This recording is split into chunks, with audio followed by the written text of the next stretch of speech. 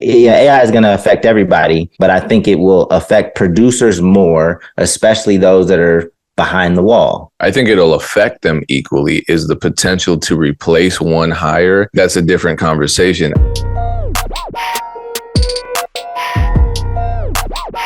What is going down? It's the Music Entrepreneur Club podcast. My name is DJ Payne One. Aaron's here, Dame's here, and you're here, and that's what matters.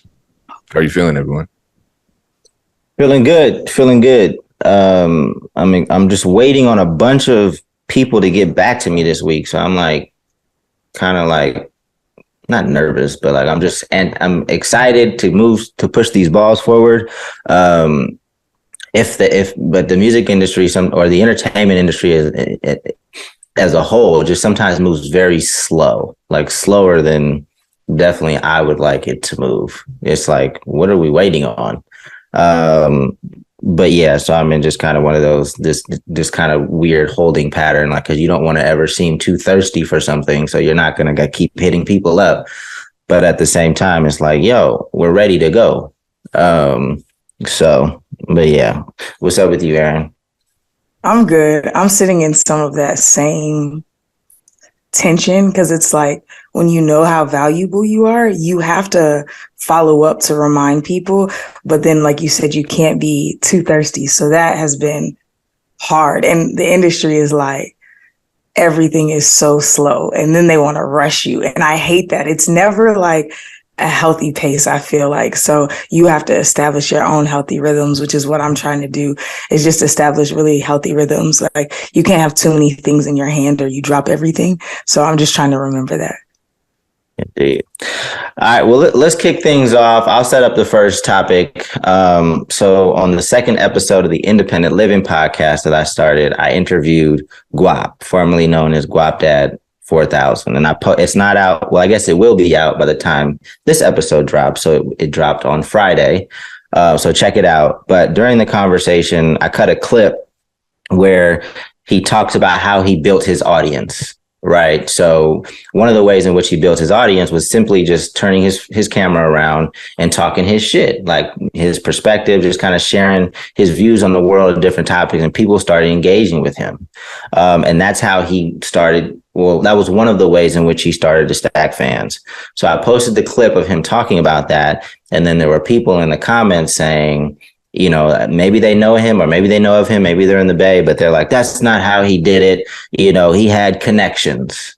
So number one, I didn't say that was all he did, but I wanted to talk about this connections piece, because people just think that if you know somebody that's doing well in the music industry, or an artist that's doing well, that immediately means it's going to be success for you. And that's probably the furthest thing from the truth. It's very hard for one person or entity to put somebody on. It takes a lot of heavy lifting. Now, I would say that like Funk Volume put Dizzy Wright on, you know, he got to a certain point, but like, unless you have somebody investing money into you, like constantly putting you in front of people, like repeatedly, like over the course of a year, you know, helping him, you know, put together his first album, putting him on the road. Like, we did probably 20 things to help get him some traction. Like, that's not what Guap Dad's connections did. He just knew people. So I think there's this false, like, people think that, you know, if you know somebody in the industry, that it's just immediate success. And, you know, I definitely want to get your guys' feedback on that, because I think that is something that a lot of people think, that it's just a couple of connections and then you're on. Yeah, I think the weird thing about that is that there's celebrity kids born every day, you know, and it's like, if that were true, then all of them would be on. I literally heard this debate recently. I can't remember what podcast was talking about it, but they were like, Diggy Simmons and JoJo Simmons are two, you know, Russell Simmons kids, Russell Simmons kids from Run DMC. Diggy. No, not Russell. What's their dad's name? Reverend Run. Yeah. Reverend Run. My bad. Yeah. Russell is, but still, that's their uncle. That case in point. More Russell connections. Simmons. Russell Simmons is their uncle. Kamora Lee Simmons is their, or Kamora Lee, formerly Simmons, is their auntie. You know, like they're connected in fashion, music, all these things. And it's like Diggy leveraged his small music career and then turned it into an acting career. And now he's modeling. He's doing a lot of different stuff. His brother, arguably more talented musically, never really got anything to pop. So it's like same family, same system, same connections. You're not even seeing it play out that way. Diddy's kids, you know what I'm saying? It's like some of them have figured it out. Some of them have kind of figured it out. You can't say that just because somebody has, you know, connections, like you have to be able to leverage connections, you know, like somebody like me, I came in not knowing anybody in the music industry, not having anything, but I'm way further than a lot of people who, I know a lot of people who's, you know, people are in the Dungeon family or who grew up like in Erykah Badu's house. And it's like they're trying to figure it out, but it's a mindset that helps you get to the points that you're looking for. Trying to become the greatest version of yourself requires you to stretch yourself. And just because you have connections doesn't guarantee that. Connections can help that. You can leverage those connections, which is what Guap Dad did. But having connections doesn't automatically get you there. And not having connections doesn't stop you from getting there. And what you just talked about, like having a father or an uncle, like that is a super duper connection. That's not even what people were accusing Guap Dad of having, right? Like, so if your own father or somebody within your family doesn't mean immediate success, then of course just a homie or a friend or just knowing somebody in the industry is not going to be the ticket. So yeah, Payne, do you have anything to weigh in on this topic? I'm just sick of hearing this. It's damn near at the level of the Illuminati narrative when it comes to anybody that finds any degree of success. I see it in my own city. I've heard it about myself. I don't have a single connection on the planet. I've heard about artists I've worked with who didn't have a single connection on the planet. It's just people trying to justify their own lack of progress. That's all it ever is. And, you know, unfortunately, it's happening in the comment section on our post. I think I didn't see them, but you're inspired by the derisive comments that, you know, MEC followers posted on that clip of your interview with Guap, right? Yeah, I mean, but this is something that I've seen for years, like just this sentiment, like, and like you said, it really just is, I think it makes people feel better about their lack of success because it's like, oh, I don't have access to that. Same thing with like the money thing. When people think that money puts you on, it's like, oh, I don't have access to that. That's the reason why I'm not winning. That makes me feel better about my lack of success. Now, one thing we did talk a lot about during the Guap interview is his networking skills. Like a lot of people just like him. And he's been able to build great relationships with brands, with other artists. And that's why you've seen, you know, such great brand partnership opportunities, lots of collabs with bigger artists than he is that have helped him. Like all of these things help. So I'm not going to sit here and say like, you know, the connections and the networking like didn't matter. It mattered a lot, but it wasn't just like one thing. It's the combination of so many things that allows you to start building momentum in a community and gives you success as an artist. If you don't have those connections, also, you can get them. Do you know what I'm saying? Like what you're saying, he has great networking skills. He wasn't born with those connections. Homeboy was not born into that. Like, he had to go out and make it even before he had. And that's the thing. People think you have to have money to get connected to those people. He knew what he wanted and he went out and got it. Like what you want is outside. You got to go outside. When people were like, oh, you know, this person, the last picture on my page is Guap. I met him in LA and I was like, yo, and he was like, I've been seeing your tweets. We hit it off. I don't know Guap Dad from I don't have no connection to homeboy. But when we met, it's because he knows I'm for real a fan, but not even just of his music, just of the way he thinks. So we sat and had a real conversation. That's a connection now. You know what I'm saying? Like, we follow each other on Instagram now. We go back and forth on Twitter now. But that it's not going to lead to nothing for me until it's time to lead to something. Do you know what I'm saying? But it's like, I have artists that I manage now that I've been a fan of for 10 years. That came because I became the person that I needed to be positioned to work with them. But I just think that people act like it's unattainable if you don't have connections, go make them. Like, it's that simple. We started a whole podcast in part to build connections. Number one, I think it's a great podcast. So I'm speaking of the Blackbusters podcast, but even this podcast helps us build connections. It allows me to reach out to people, have people on, have a cool conversation. Hopefully there's just some natural, authentic, positive energy shared between us. And then we continue the relationship after that. But the Blackbusters podcast is Big Jaw's podcast where we celebrate a different Black film every week. Now, he's a filmmaker. He loves film. So it's something that he would naturally do, something that he's passionate about. And it allows us to invite other people in the industry onto our podcast and just have a fun conversation for an hour about something that's a shared interest that everybody loves in the room.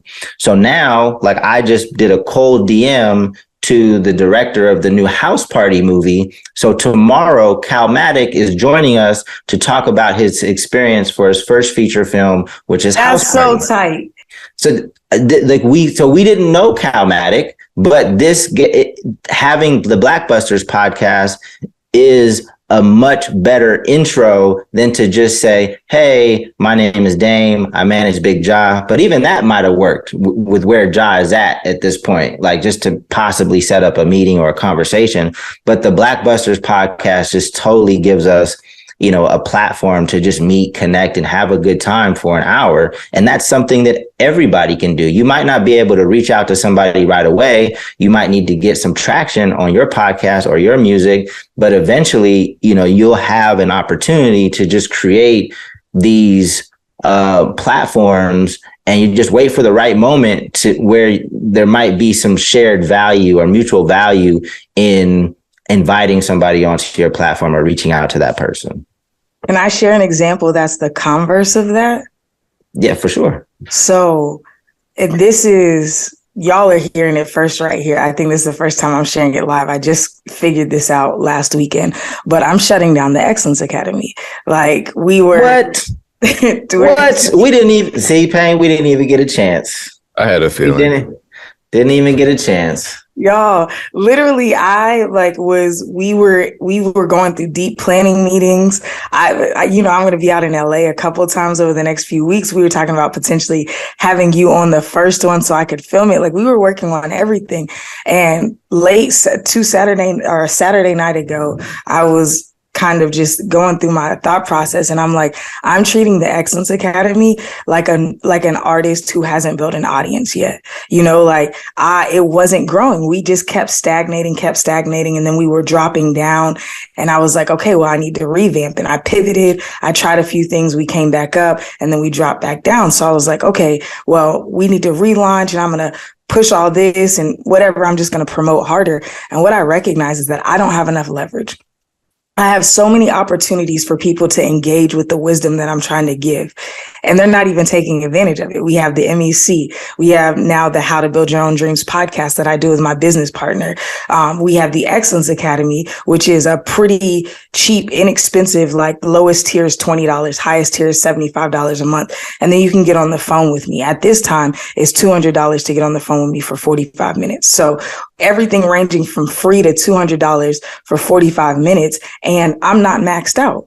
So I recognize that for me to offer another thing for a lower price point to try to get more people interested meant that I actually didn't have as much leverage. Even though all of the guests, I have Grammy Award winning managers, I have all these different guests, platinum producers lined up. I have homies all over the world, connections, who are like, yeah, I'll come on and teach the Excellence Academy. I love what you're trying to build over there, but I don't have the audience for it. So I had to become really realistic and say, okay, for at least a year, I'm going to shut the Excellence Academy down, and I'm going to grow as a person, and I'm going to grow my platform, and I'm going to grow people's curiosity about me and people's desire to engage with the wisdom that I have. And when that reaches a tipping point, then I'll relaunch the Excellence Academy if it makes sense. And that's something that I, even as somebody who knows that I have the wisdom, knows that I have the connections, had to be realistic about. So connections don't make everything. You have to meet the moment. So it has to be the right time. It has to be the right product. It has to be the right people. And when you look at it like that, it's really an equation. Those people don't matter until it's the right time. There's plenty of people that people would freak that I have in my phone, but I can't just call them. And they can't just turn a key and say, all right, Aaron, here's the world. But when I'm ready and there's a perfect opportunity, when I make that call, they're super ready. So I think there's a balance there. You have to be really realistic about where you're at and what you're trying to do with what you have. Yeah, and I'm, when we started the MEC, Payne, I thought we were going to be able to charge like $49 a month, because I know that the value is more than that. But it, like, music education or music business education is a really tough sell. And I think it's for a few different reasons, and just one of them, being that, like, most people are failing, and I think that, like. But that's just the nature of what it is. Like, very few people are going to be, I say this all the time, very few people are going to be successful in music. And, like, when you're subscribed to something, it may be expecting some immediate success, or maybe expecting success, period. Like, I think eventually the journey just gets frustrating. It's like, I'm not paying. Like, that's not helping me. It's not helping me get to where I want to, even though the information is worth that much, probably 10 times that. It's just the nature of the journey of trying to be successful in music. It's just frustrating. And I think that a subscription to the MEC would be the first thing to go if you thought it was valuable at $50 a month. I mean, then you're probably comparing against your other subscriptions, right? Like, okay, I pay less for Netflix. I pay net less than pretty much all of your other subscriptions. But I wonder about the marketing element and the psychology of that, just because there are people who appear to be making a ton of money off of, and this is admittedly just me being judgmental. I don't know what the substance and content of their various courses, whatever it is they're selling, actually are. Do you know anybody doing a subscription outside of, like, so Indiepreneur? I think their numbers are solid, but they literally have like a shitload of courses you get access to, right? Like, they do a lot. I think we would have been better off, like, just creating one-off experiences or one-off, like, no, maybe. And this is what I'm getting at, though. I mean, it all falls under the marketing umbrella. So the kind of marketing that you see on YouTube, where the video is someone with a stack of $100 bills, and the first statement is something dramatic, like, drop shipping is dead, whatever the case is, the economy is crashing. I have $10,000. I made this in just 5 minutes using Audible. Check out this secret technique. You know what I mean? And that appeals. I can't see any of us marketing in that way. I can't see myself starting a video for a beat selling course saying selling beats online is dead. Let me give you 5 reasons why the entire beat leasing market is going to crash in the next 6 months. And here's $10,000. I wouldn't feel right doing that. So me being more realistic probably shoots myself in the foot as far as the people who actually are willing to spend money on something out of desperation. And I think, that's something to take into account when somebody like Aaron or, whoever who has morals and ethics starts to create a valuable experience and then put a price on it, people are looking at it like, yeah, that's cool, but for, you know, slightly more, I could buy KE's course, and in KE's video, there's a lime green luxury vehicle. I want the lime green luxury vehicle. Erin doesn't have one of those in her videos. So I think psychology and desperation do matter when it comes to advertising. You got to exploit and play on people's desperation if you want to reach that certain level. I hate to say it, I'm not going to do it, but is there a way to ethically market this type of thing and become successful, you know, without, I guess, I don't want to say deceptive. Some of the advertising is completely deceptive. I've talked about KE just blatantly lying, and a lot of people do that, but some people don't. And it's more just flashing things and implying things and playing off of images that appeal to a person who is most likely either incredibly inexperienced and ignorant about the music business, but potentially desperate. I think people also want instant gratification. And so when you see a video like that, when somebody's holding money, one, your curiosity is piqued, and curiosity sells. So I think that it's an effective tool. The weird thing, though, is typically when you follow it down, it's not going to render any results. When you follow down anything that I'm talking about, it's not going to be immediate results, but your mind is going to be immediately sparked. Even when people listen to this podcast, I'm so glad you tweeted that, Dame, that like people really know what's like. I get incredible feedback every single week from friends, from strangers. That's why I know we have a real audience. People will text me specific things that we talk about, like, yo, I never thought about it that way, or I've never heard this before. I listen to y'all every Monday because you know, so it's like, I know that the substance I have, I know even when I speak, I'm charging a lot more for speaking now. But when I come, people are like, yo, we get it now. Right? Like so recognizing that, I'm not looking to devalue myself, but I am trying to figure out the psychology of it. What is it that makes people say, I think it's worth this much? And here's the thing, maybe I don't get people to pay, but now I get companies to pay. Like Radio did the release with Walmart. So Walmart paid for them to release all these courses. That's fine. What I'm not going to do is keep doing more free stuff. Somebody's going to pay me. Right? Y'all may not have to pay me, but somebody's going to pay me. So if that's what I have to do, grow to the point where somebody else pays me so y'all can get this information, cool. But I think it's just, I'm with you. The psychology is weird, but it's like, how do you get people to be interested in things like this? Yeah. And the tweet that Erin was talking about was me just saying, like, so we get a lot of positive feedback from people that are in the industry that are successful. I get a lot of the homies that hit me and like, yeah. And if you see a lot of the people that will like, even if you go through and see like who likes our posts, like look in the bio of some of those people and look at who those people are. The only pushback that we get,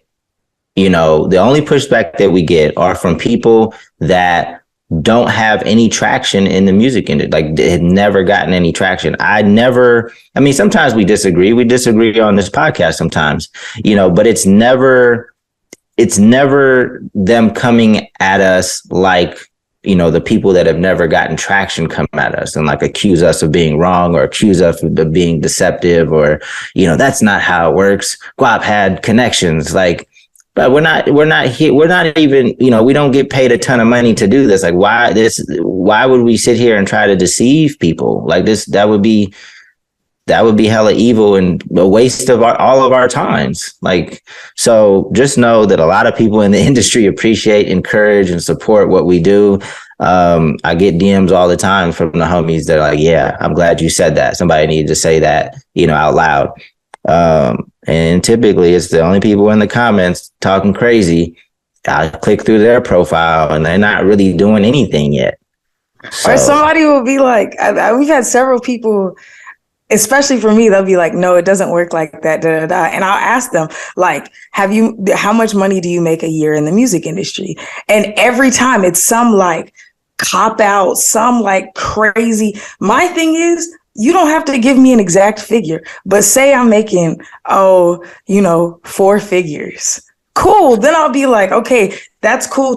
But most of the time I know it's people who haven't even made $200 or $300 in the industry, much less hundreds of thousands or millions of dollars in this industry. Now, I'm not taking home millions, but I have a team of 14 people and several artists. We're bringing in millions on this side, right? So for y'all to come, and we don't have to agree, but disagree from the same platform. Disagree from another mountain that you're standing on a similar amount of money that you've brought in from this. Because this is about entrepreneurship.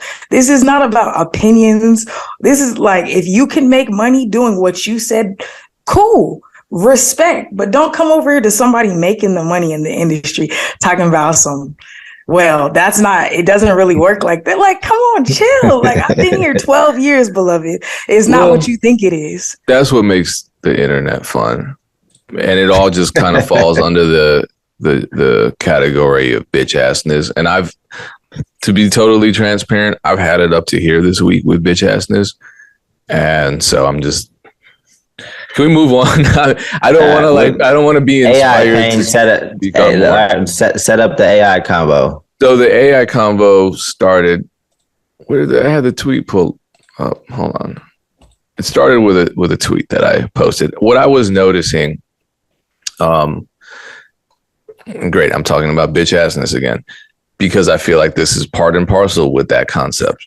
Just speaking on topics in the producer community, which is what I do because I'm a part of the producer community. A lot of people provide either non-solutions or these vague insults to try to divert attention from the actual topic. So for example, when I speak on Splice's CEO's statement regarding Content ID, a ton of people who I don't know if they think this is why the internet and bitch assness go hand in hand, because people just want to talk. They just want to be a part of the conversation, and they have nothing to offer. They don't even have their own experience to offer. And so I think the most common reply that I would get anytime I even bring up Content ID problems is, well, don't use splice loops. It's like, that's not a solution. And if you're just wasting everyone's time, and everyone says it and they think it's like this genius thing. But also on that topic is the fact that when people get upset with me, because,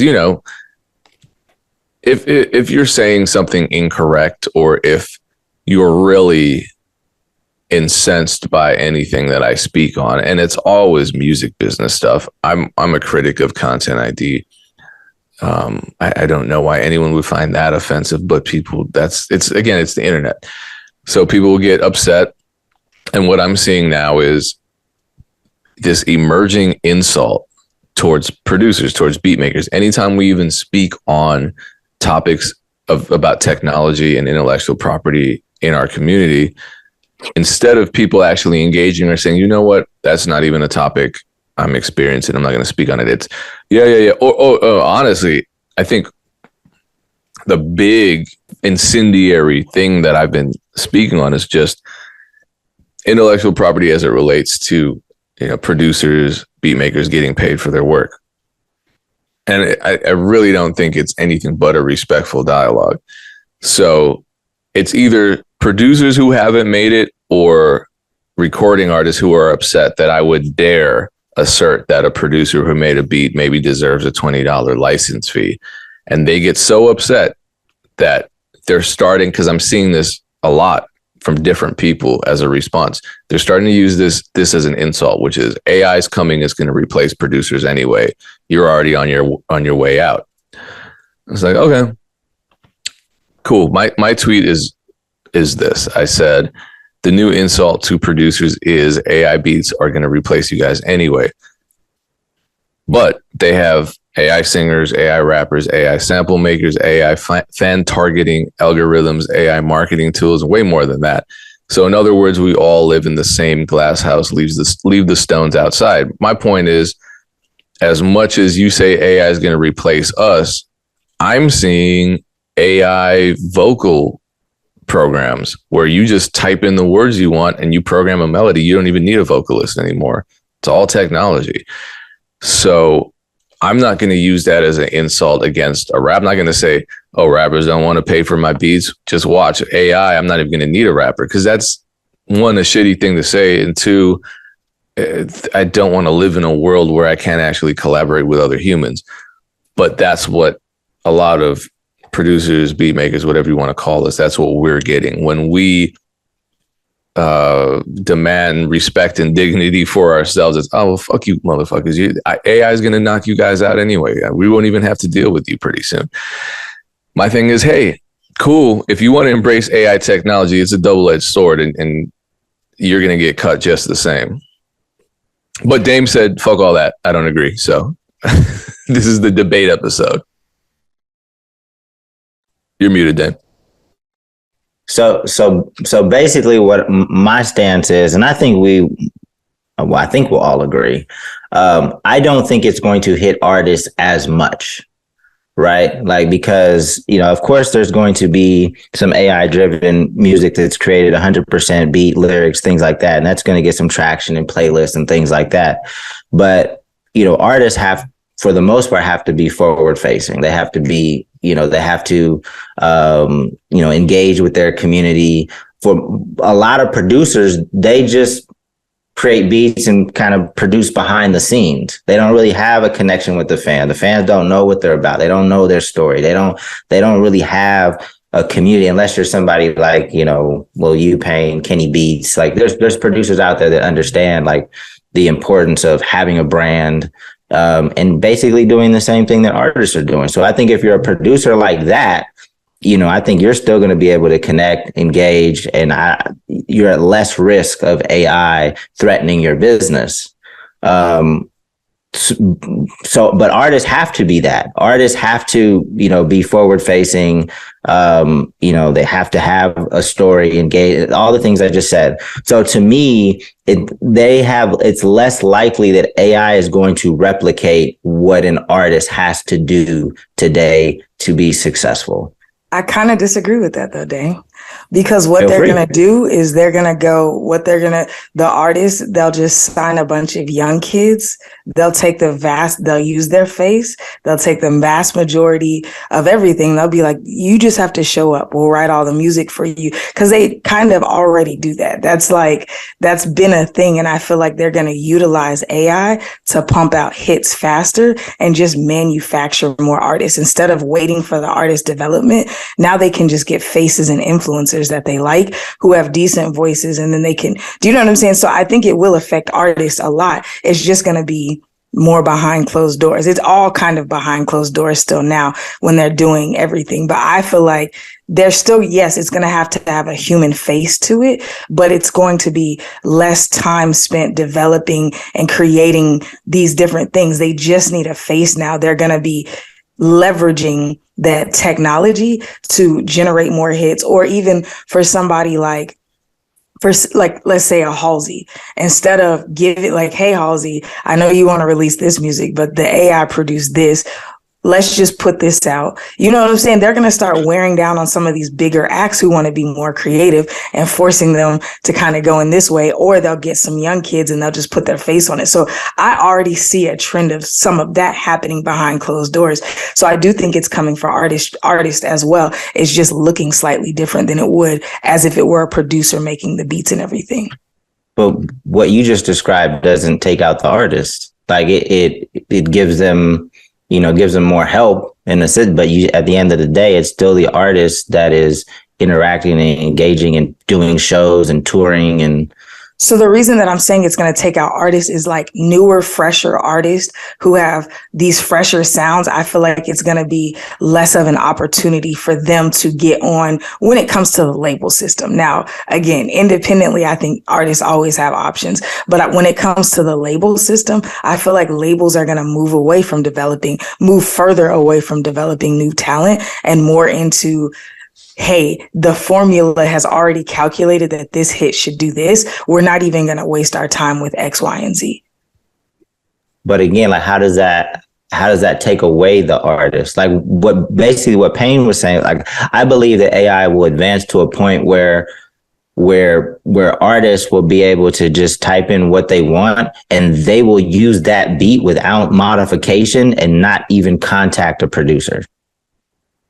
So that completely they're doing that now, for the record. That's happening now. So that completely takes the producer out of the process.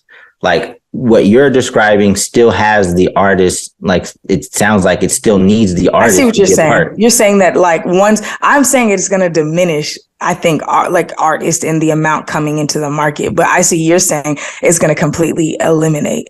I see it's a difference. For some producers that don't, that aren't as creative, that haven't really developed maybe their unique sound. And I know that a lot of producers became producers because they were like, hey, I don't care about fans. Like I love music. I want to create music. That's all I want to do. Right. And that's cool. And don't get me wrong. I don't think it'll ever take producers out like just 100%. But like in order to protect yourself, you have to do all the things that I described, 5 minutes ago. So that's why I think AI is going to affect everybody, but I think it will affect producers more, especially those that are behind the wall. Will it affect artists or producers more? I think it'll affect them equally. Is the potential to replace one hire?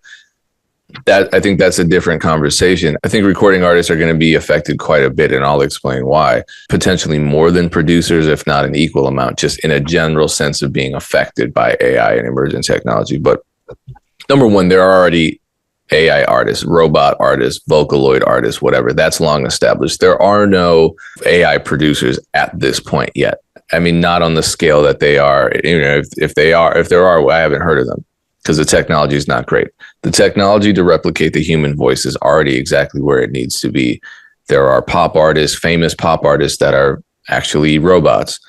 Not so much in the United States, but there are a lot of artists who play on AI and that whole look. And there are the Web3 artists that's kind of one step closer to non-human recording artists that people become fans of. That doesn't take the artist out of the equation, though. I mean, with the Vocaloid technology, that's created likely by a producer with no input from an artist. They're just assuming the role of the songwriter and using the technology that replicates the human voice to fill that void. But in a general sense, I think in terms of who's getting replaced, unfortunately, it feels like AI is probably going to affect or replace someone like an engineer or a graphic designer, because that technology is literally just type and get a result, and it's an instant result. And you're already seeing how many people are impressed with the graphic design AI technology. And it's weird because it's graphic designers who create that technology. Why would you create something that replaces you? I don't get it. Same with the engineering stuff, like the one-click mastering with the AI algorithms. Eventually it might include mixing. Who knows? I feel like it's never going to be a suitable replacement for a great mixing mastering engineer, but it's going to be passable enough for the average consumer, the average amateur to say, yeah, I'm going to use this because it's slightly cheaper. And, maybe it is, maybe it's not.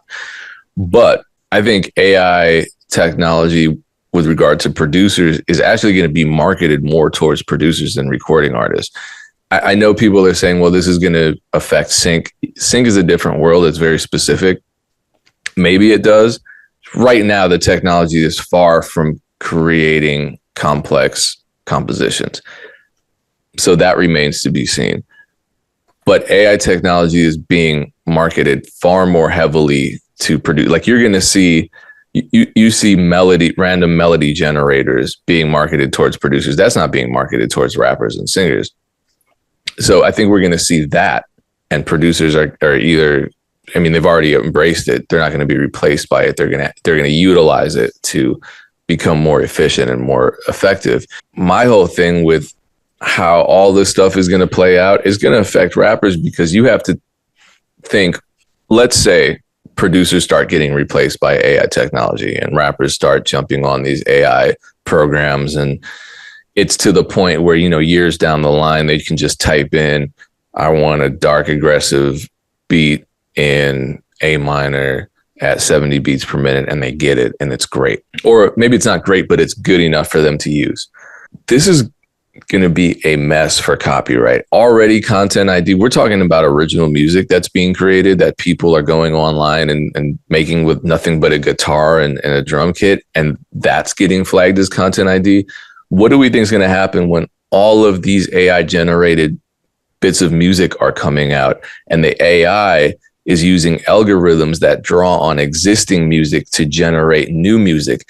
That's going to be a mess. And then you take into account the whole Robin Thicke and Pharrell Blurred Lines lawsuit, where music that doesn't even necessarily infringe on a master recording or composition copyright can still be subject to a lawsuit because it has a similar feel. That's effectively what AI does. AI is not inventing new genres of music. AI is taking what's out there. And I've been approached by AI companies where, like, we need your input. We need data from the beats that you make to create this technology that's predictive, that kind of duplicates what you're doing and extrapolates on it. That's going to be a nightmare. You're going to upload a song that you made with an AI generated beat and immediately content ID claim. Your distributor is going to say, nah, something's wrong. We're not going to. I don't know what's going to happen.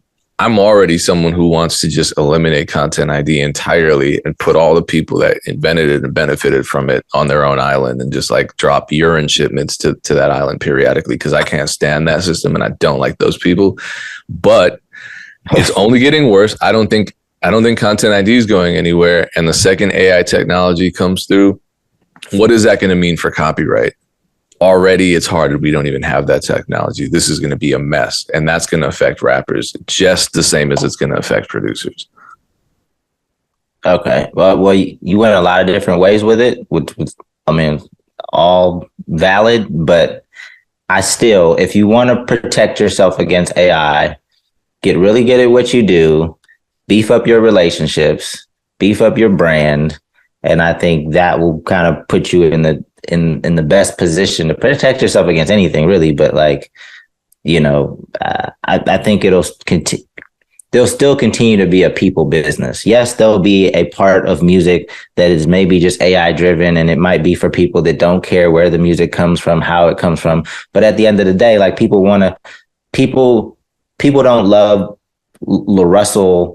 Like, if somebody else delivered the same music from La Russell, but lacked the energy, lacked the authenticity, lacked all of the other stuff that he did around it, like, it wouldn't connect the same, right? And that's the piece that AI can't duplicate, at least now. I don't know. That's all I'm saying. And I'm saying that artists have, because they're already connected to fans, and that's what they do, like, they're already kind of conditioned to weather the storm a little better for those that are doing it well. And we've always said, Payne, that producers need to be more like artists, like need to approach their career and social media and releases like artists do.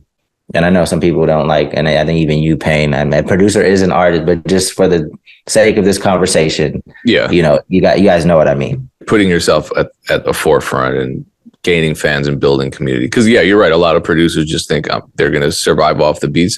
And maybe they do. When they start doing that, they kind of inadvertently create community because they're creating a fan base. But then there are the producers who are clearly very consciously creating a community, like the Decaps and the Curtis Kings and the Busy Works, people like that who create content and dialogue and these, you know, groups of people around them that appreciate that and learn from it. So, I mean, I would never disagree with that.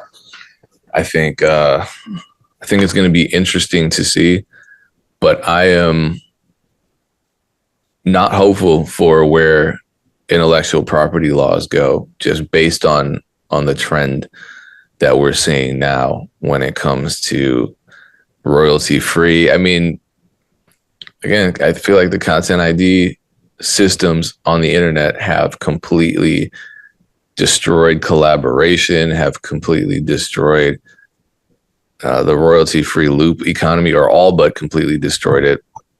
And I think it's terrifying when the CEO of the largest royalty-free sample distribution platform doesn't have a real solution,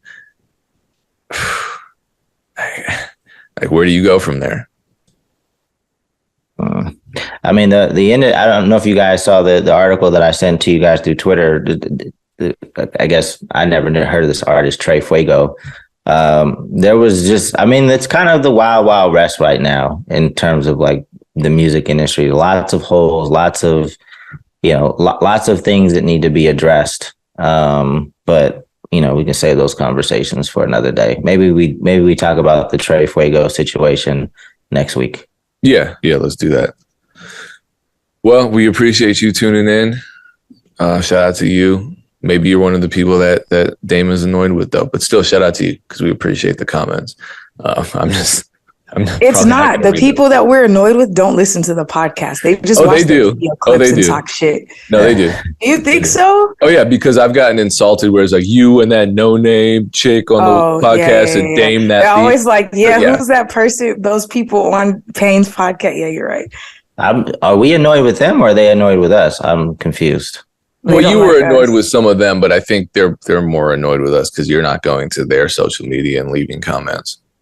Yeah, I don't even, I just, if anything, I just ask a question just to get more clarity into what, and then I might address it on the podcast, but, wasting my time going back and forth on social media, like unless I just have the time or want to entertain myself, that goes nowhere. Yeah. No, it doesn't. That's the internet. That's bitch assness for you. So we appreciate you tuning in. We'll be back same time, same place next week to talk about the Trey Fuego situation, which is interesting because it has to do with sampling.